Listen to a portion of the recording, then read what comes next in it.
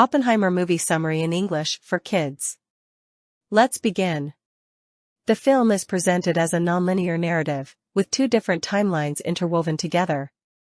The first is fiction, playing out in color, about Oppenheimer giving a subjective account of his life at his 1954 security hearing, while the second is fusion, in black and white, which is Louis Strauss's viewpoint on Oppenheimer during his 1959 Senate confirmation hearing. The plot summary is linear. 11. In 1926, 22-year-old doctoral student J. Robert Oppenheimer grapples with anxiety and homesickness while studying experimental physics under Patrick Blackett at the Cavendish Laboratory in the University of Cambridge.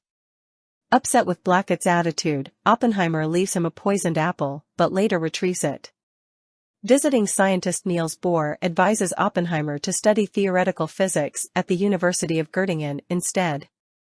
Oppenheimer completes his PhD there and meets fellow scientist Isidor Isaac Rabi.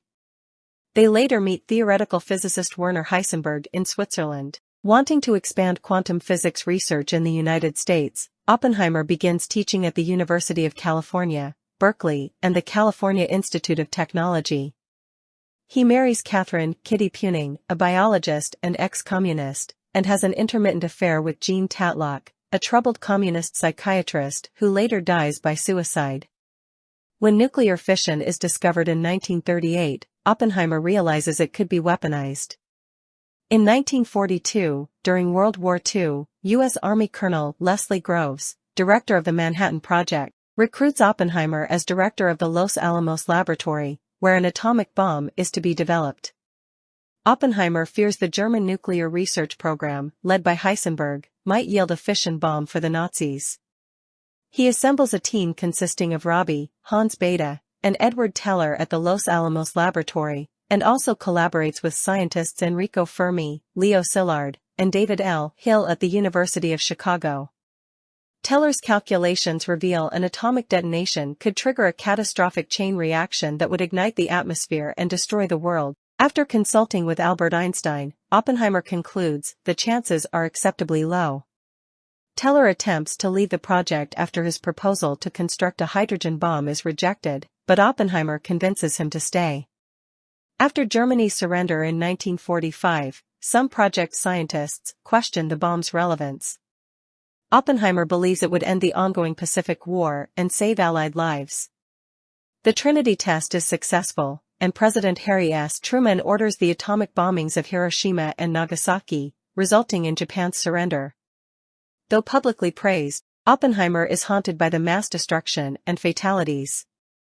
After Oppenheimer expresses his personal guilt in a private meeting with Truman, the president berates Oppenheimer as an advisor to the United States Atomic Energy Commission, AEC. Oppenheimer's stance generates controversy, while Teller's hydrogen bomb receives renewed interest amidst the burgeoning Cold War.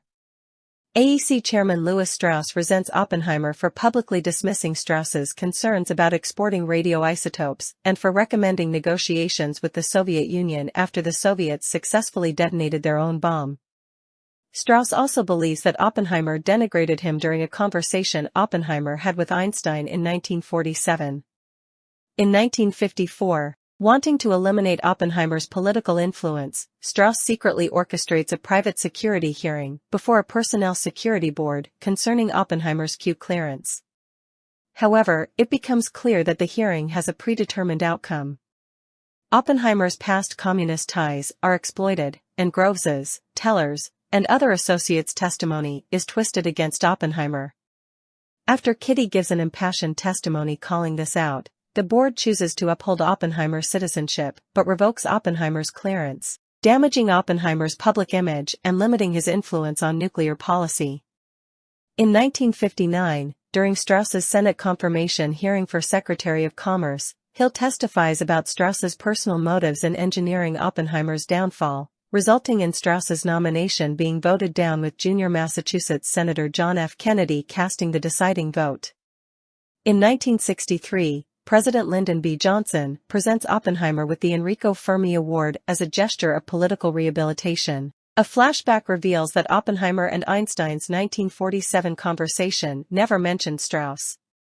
Instead, the two discussed Oppenheimer's legacy, and Oppenheimer expressed his fear that they had indeed started a chain reaction. That being a nuclear arms race that will one day destroy the world. As Einstein leaves, Oppenheimer imagines world being consumed by nuclear fire, before he closes his eyes in